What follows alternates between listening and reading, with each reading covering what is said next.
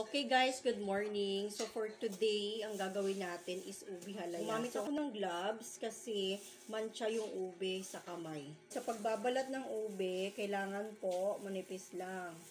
Pagbabalat, mauubos lang yung ube ninyo kakabalat. Ayan. So next ating gagawin, gagadgarin natin yung ating ube.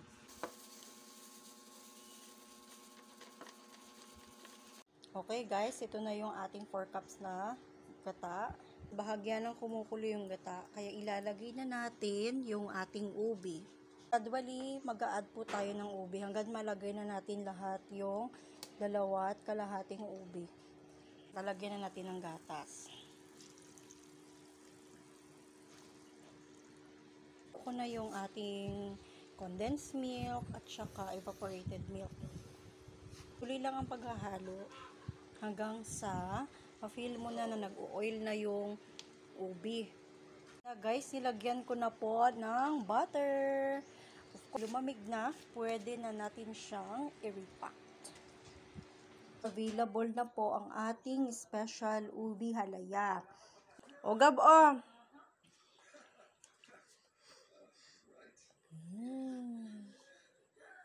Ay, burrito niya ni Gab Gab.